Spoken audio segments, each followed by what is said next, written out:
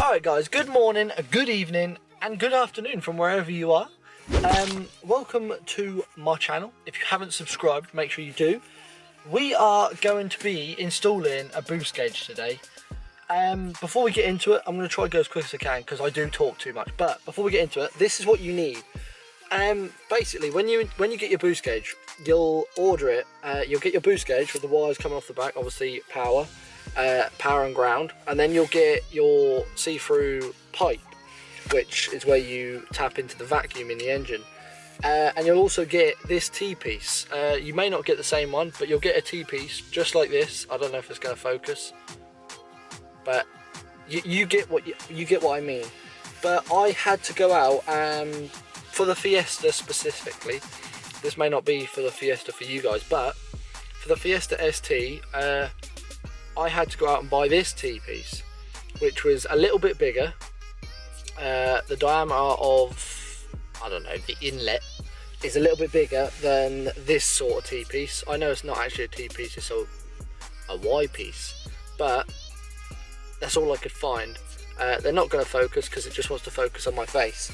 I had to buy that, and I also had to buy two clamps, little clamps like this. These are petrol line clamps actually. They're for fuel lines on a car, but they'll work fine for this. But yeah, that's really all you need to buy extra if you're doing this to a Fiesta ST. It's all I found I needed extra. I actually went out and bought a longer hose, because the hose that came with it I didn't think was short enough, but it may well be long enough. Wait, hold on. I meant the hose that came with it is not long enough, but it may well be long enough. We'll find out in a bit. But I went out and bought extra hose just in case. And that's all you need really, guys. And I think we'll get into it right now. Alright, just quickly guys, two things I forgot to mention that you will need. You will need a screwdriver obviously for the clamps, and scissors to cut into the hose that we're going to be cutting into. So don't forget them. You're also going to need some hot water at some point. I'll show you that a bit later. But basically, the hose you want to find, I'm going to take this off.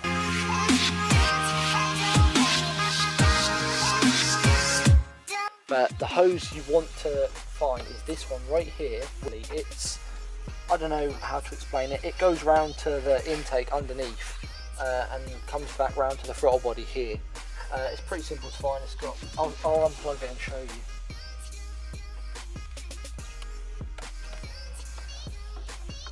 This is the hose you're looking for. Obviously you'll recognise that when it's down there. And we're going to be splitting into this bit here. I know it's not very much to split into, but we should be able to do it. That's why you need the clamps. Right, so I'm just going to get my scissors and try and chop as close to the middle as I can.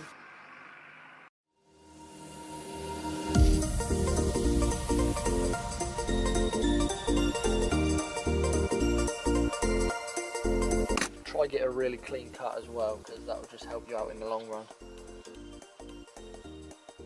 And then what you need to do is get your two clamps and the T-piece. So I've got my two clamps here, which is where the screwdriver will come in. What I'm going to do is, because the hose is coming in through around this way, I'm going to use the T-piece like that, so it's sort of pointing that way a bit. Yeah, you can see why you need the clamps. Kinda wrong, kinda right, kinda anything, and I would change it if I could.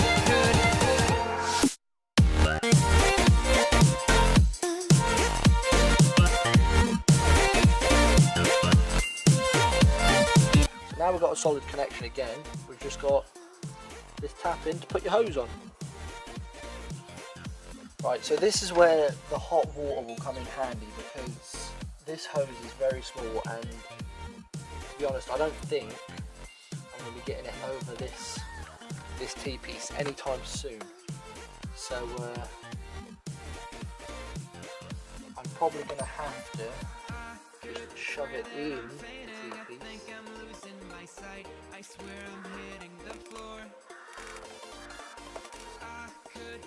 and hope that that works.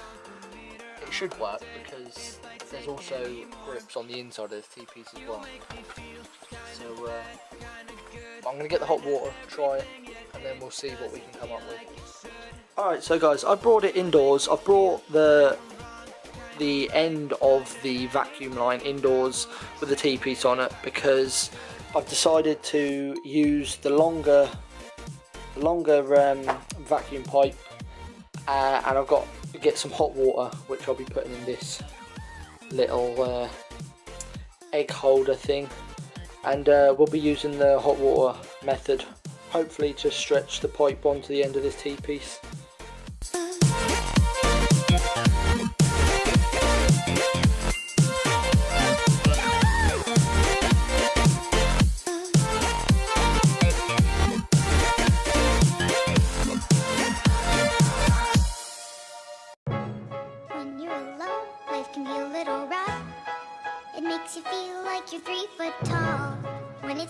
Right, so guys, after a little while, I finally got the pipe on the T-piece ready to be routed back through to the dash to where the boost gauge is. Hopefully you can see that, yeah. Right, so as you guys already would have seen, that I've already got this hose running down there because I wanted to make sure there was a route that you could take this hose through before I made this video. So there is a route. I'll show you that route after I've done this, because what I'm going to have to do is take the end of this hose to this hose and I'll pull it back through, and then I'll show you where you have to pull it through. But for now we are just going to reattach this back down here, back down to the boost, or the vacuum, the vacuum for the boost. Don't worry about me or what I'm doing. If anyone listening got a dream, better go for it. If you think about giving up, better hold on. I've been on my grind hustling for so long. Pull up good vibes, someone roll one. When you're alone, life can be a little rough. It makes you feel like you're 3 foot tall. When it's just you, well, times can be tough. When there's no one there to catch your fall. Right, so guys, the hose is all pulled through now. It's at the it's inside the car at the minute. You just want to tidy up this area, really. Yeah. Waking up with the same routine, hoping they're praying for sunshine. A plan that don't work out as A through Z. Right, so as you can see, guys, it comes from down here,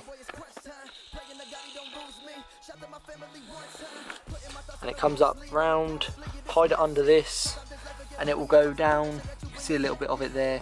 It goes down behind the brake booster, which seems impossible to get to, but when I show you where you have to push it from, or well, you push it from the inside of the car, and you can see it come out down here anyway, so it's pretty easy, but I'll show you that now quickly. Right, so guys, as you can see, there is where the hose goes through. It's literally not even that far up from the pedals, and that little pipe there, that little grommet there, is where the bonnet latch thing goes through. So it's literally simple. You can see where the light is coming through. You just push the hose through and you'll see it in the engine bay within no time. Alright guys, so we are now inside the car. We have the boost gauge vacuum line all on there, focused for me, thank God. I've still got the protective layer on it right now. It's tinted blue. You can see it. Obviously I haven't got the power wires hooked up yet, so you won't be able to see no lights. I'm not sure if I'm going to be able to wire them up this video. I may have to just wire them up off video. It's not a hard thing to do. It's just find a power and a ground. The reason I'm not sure whether I can do it is because I'm not sure if I want the lights on or not, because I don't want to be tapping into wires behind the dash at this moment in time. But if I turn the car on now, you should be able to see it drop, and then obviously build the boost up. So there you go, it drops, and then obviously when you're driving it will sit at 0, and like if I give it a little bit of a rev, you can see it moving, and then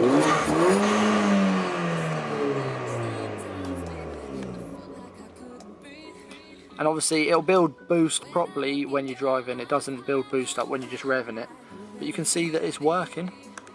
And I'll try to get some shots of me driving now. Right, I'm hoping my camera will stay where it is. I don't think it will, but we'll see.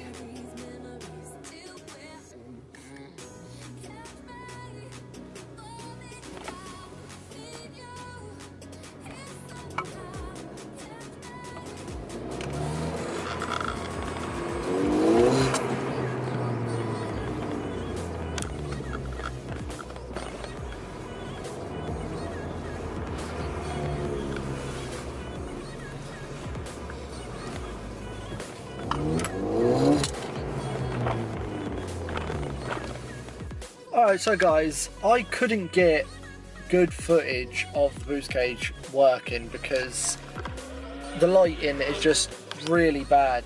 I've got it in a different position now. I'll show you quickly. I've got it in the vent where I wanted it, but I just can't find a good position for the camera or anything to be able to get any footage of it working. I'll give it a quick rev now. You can see it working, but I can't get any good footage of it working while I'm driving. So I'm going to leave the video here. If I do get any footage, I will add it in here. I obviously previously added in a little bit of footage of when it was down near the gear stick and my camera was balancing on my chair, but that was just in first gear. But it's working, I know it's working because I've just gone for a little drive. I've just got to get the lights wired up, which I'll figure out at some point. I'm not going to make a video or anything on it. It's just you need to find a ground wire and a power wire to get the lights working. That's it. Obviously on a switch, which is when the key switches itself on. When you switch the key on. But anyway, I'm going to leave it here. I hope everyone enjoyed the video. This was like a how-to video, which was good, I think.